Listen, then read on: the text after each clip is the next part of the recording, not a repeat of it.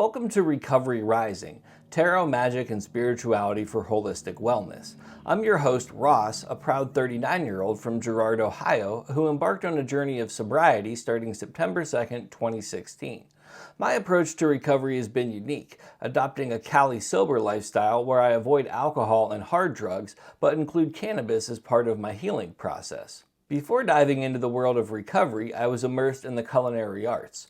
Cooking was my world, a realm where I expressed creativity and passion. However, when I began my recovery journey, I realized the shift was necessary. This pivotal moment led me to leave the culinary world, making way for a new venture focused on personal growth and community support. This transition gave birth to Spiritual Phoenix Studios, a place where spirituality, creativity, and recovery intersect, reflecting the lessons and experiences of my journey. It's more than a business, it's a community and a sanctuary for those seeking solace in spiritual practices and creativity as tools for recovery. Balancing my dedication to this community and the need for financial stability, I embraced a work-from-home role in AI training. This job not only supports my livelihood, but also ensures that the focus of Spiritual Phoenix Studios remains on community support and personal development, rather than financial gain. Recovery Rising is a heartfelt extension of this mission. Through this podcast, I share my experiences, insights, and the lessons learned along the path to sobriety. It's not just about my journey, though. This platform is about building a community, a space where we can share, grow, and support each other through the ups and downs of recovery. In our episodes, you'll find a mix of personal stories, discussions on spirituality, tarot, and magic, and their roles in healing and personal transformation. We'll explore the nuances of a Cali-sober lifestyle and how blending modern technology with ancient spiritual practices can offer fresh perspectives and tools for holistic wellness. Whether you're at the start of your recovery journey, well along the path, or simply curious about the interplay of spirituality and mental health, Recovery Rising is here for you.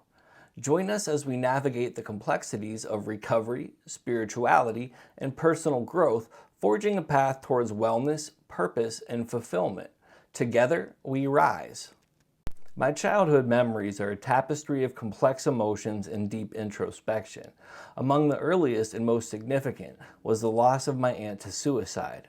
This tragedy introduced me to mortality's stark reality at an unusually tender age, prompting me to ponder over the nature of death, a daunting concept for a young mind. The environment of my upbringing added further intricacies to these formative years. The divorce of my parents when I was in the second grade marked a pivotal turn in my life. The familiar stability I had known dissolved into a whirlwind of change and uncertainty. Finding a sense of constancy became a challenge as I navigated the unpredictable dynamics of my family life.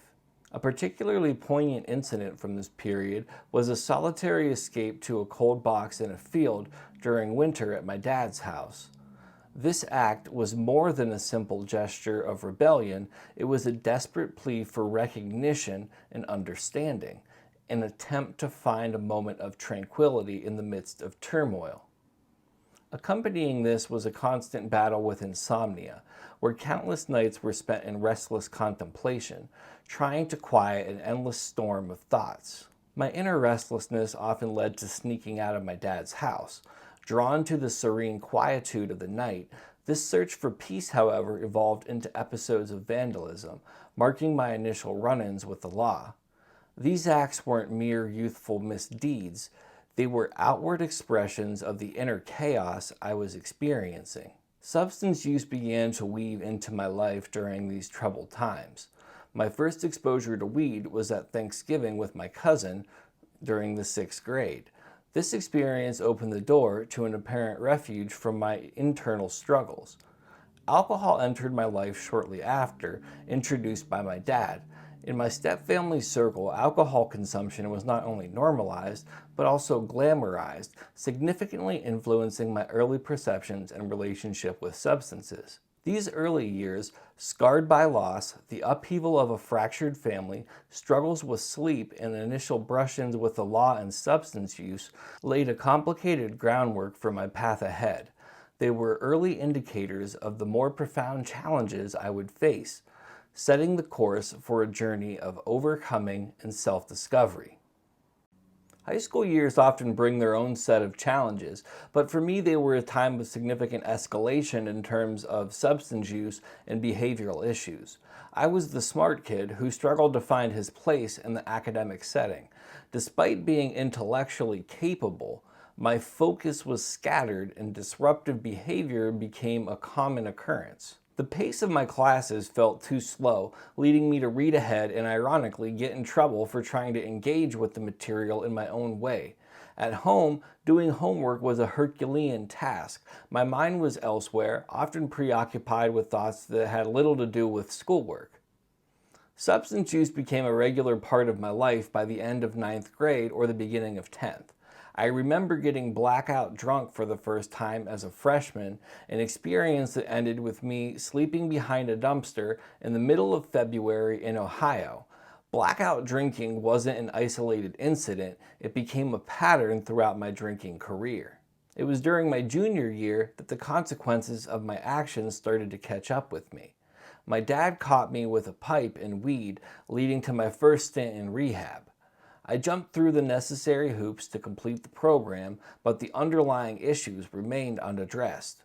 That summer, I felt a sense of freedom, but it was short-lived. Senior year brought a new challenge when I was arrested at school with weed and put into the drug court system. Navigating the juvenile justice system and drug court was a tumultuous experience.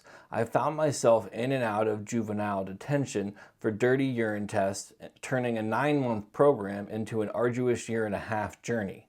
The struggle to stay clean was real, and in the end I completed the program with the help of synthetic urine, a testament to how far I was from truly addressing my addiction. It wasn't until a breakup with my high school girlfriend that a spark of desire to better my life ignited within me. This event, though painful, served as a wake-up call, prompting me to start considering the direction my life was taking. It marked the beginning of a long and challenging journey towards recovery, self-discovery, and ultimately a desire to turn my life around. My culinary journey started with high aspirations. Attending culinary school was more than education. It was an entry into a dreamt lifestyle of bustling kitchens, creative cooking, and the adrenaline of service. However, this passion for culinary arts came with a lifestyle of intense partying, leading to daily blackouts and operating on very little sleep. After culinary school, I ventured to Las Vegas for an externship inspired by Fear and Loathing. My road trip was an adventure equipped with a quarter-pound of pot, an ounce of shrooms, and Xanax. Memorable incidents included killing my car in New Mexico and encountering a blizzard at the Grand Canyon. In Vegas, I worked at a new casino, seemingly a big break for my culinary career. However, I faced challenges with my living arrangements. After a brief stay with my dad ended due to privacy issues, I resorted to couch surfing and endured long bus commutes to work. This period was taxing, but changed when I got an apartment. My partying lifestyle in Vegas escalated, negatively impacting my work ethic and attitude. This led to losing my job at the casino, missing the chance to become a sous chef. My life became a series of blackouts, often clueless about how I got home or where my car was. I moved between jobs lacking stability. A relationship with a woman from Ohio who moved to Vegas for me fell apart, and in October of 2007 I was hit with a reality check, my first DUI. Deciding to leave Vegas, I took a summer job at a camp for disadvantaged teens, but my past followed me. I thought my DUI would disappear, but I got a second DWI in Jackpot, Nevada for driving with a suspended license and having pot in my system. This was a wake-up call. After bailing out, I faced an 18-hour drive without a license and with 2 DUI cases pending. This phase, blending my culinary dreams with the stark reality of substance abuse and legal troubles, was a turning point. It led to hard lessons and set the stage for a journey towards recovery and self-discovery. Working at a summer camp in Washington State marked the beginning of what I thought would be a new chapter. It was a chance to step away from the chaos of my previous lifestyle.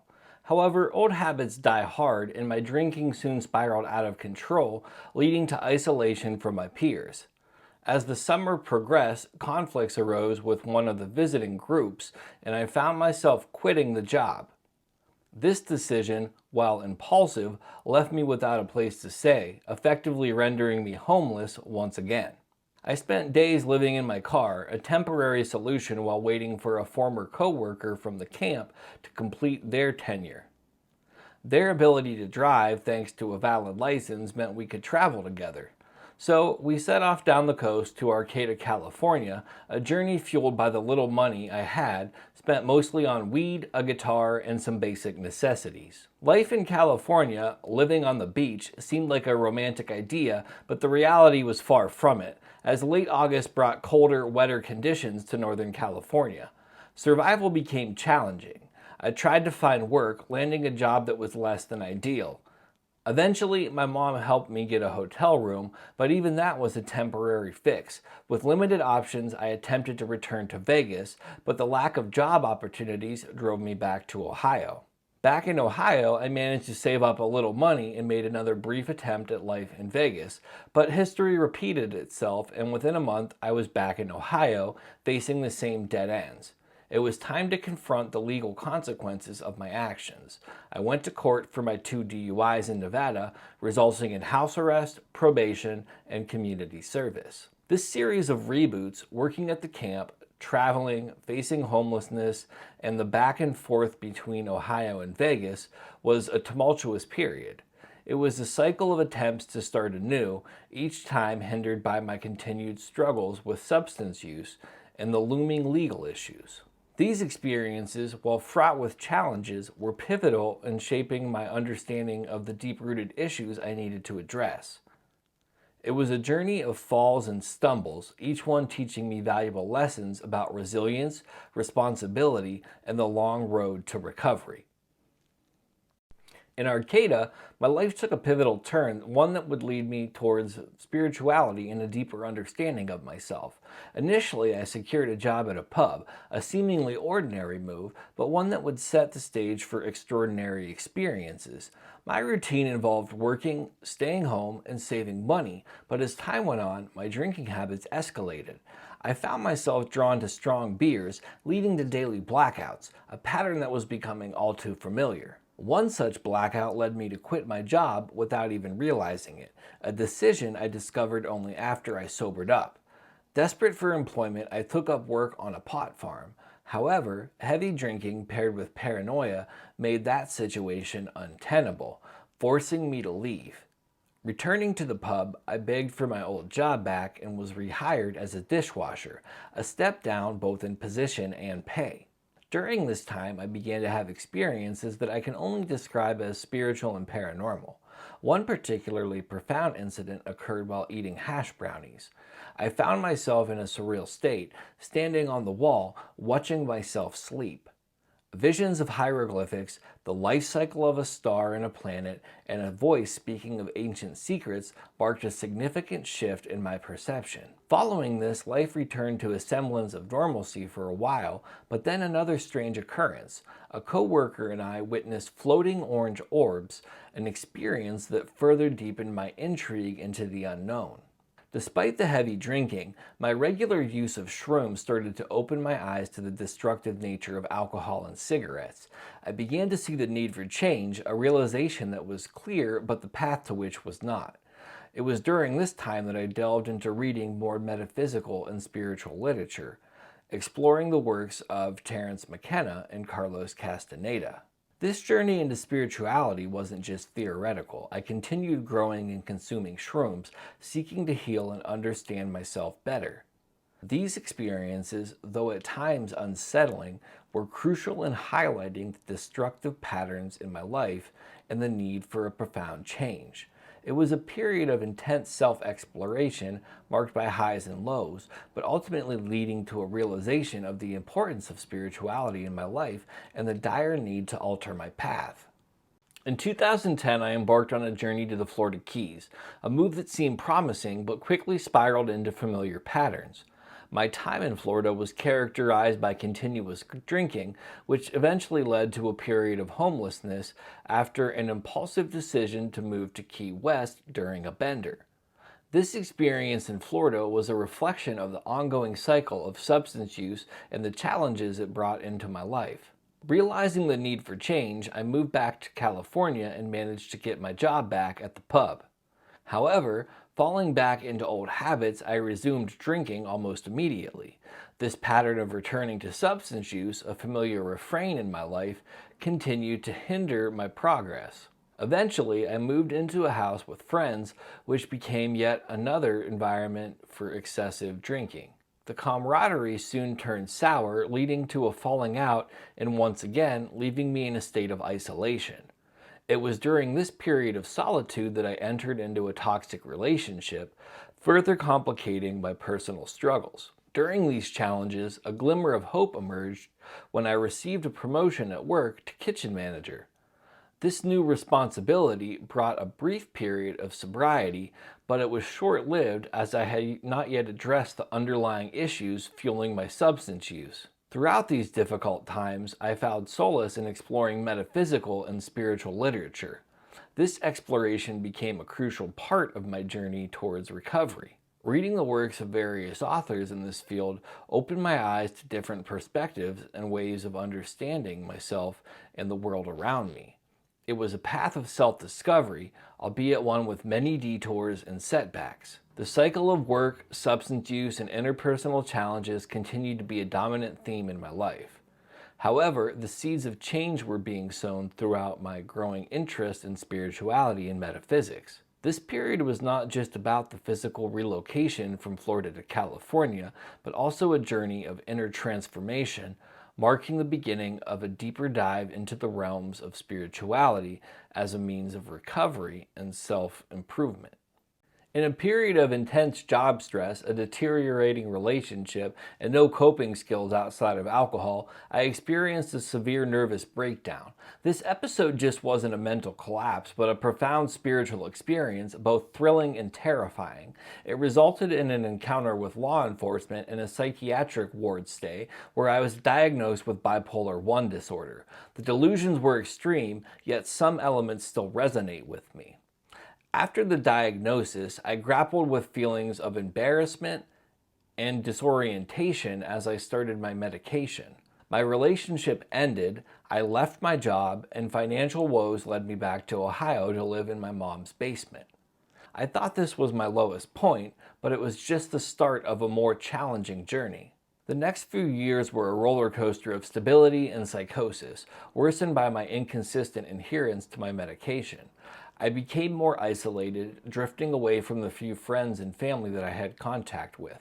My life shrunk to a routine of smoking weed, gaming in the basement, and intermittent work at best. Hope was fleeting. A new relationship brought a ray of hope, prompting self-reflection and a desire for change. This led me to join NAMI and attend group sessions, reducing my isolation. Eventually, I embraced the 12-step recovery process, committing to 4 years of total abstinence. In this transformative period, I launched a YouTube channel and founded Spiritual Phoenix Studios, starting the Spiritual Phoenix podcast as a platform to share my journey. Despite the uncertainty, this new venture felt right. Re-examining my beliefs was a crucial part of recovery. Always intrigued by the esoteric, I deepened my exploration of occult studies, acquiring books like The Secret Teachings of All Ages, delving into tarot, and practicing meditation and spiritual disciplines, including Magick. This period was a significant turning point, not just for achieving sobriety, but for a holistic transformation through spirituality, tarot, and magic. These practices helped me understand myself better and were vital for my recovery. It was a time of profound learning and self-reinvention.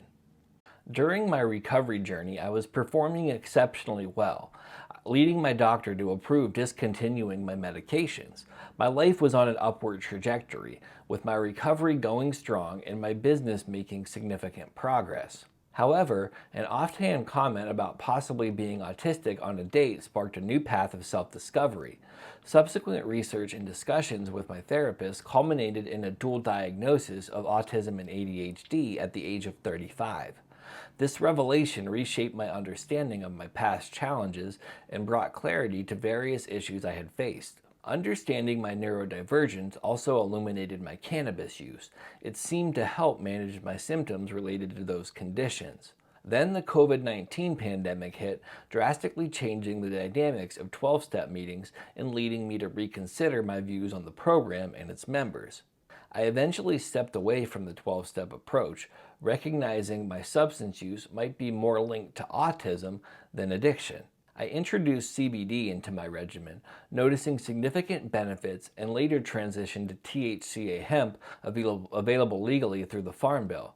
Stability followed until I obtained a medical card. In 2021, another manic episode ensued, leading to impulsive financial choices, hospitalization, and heavy medication.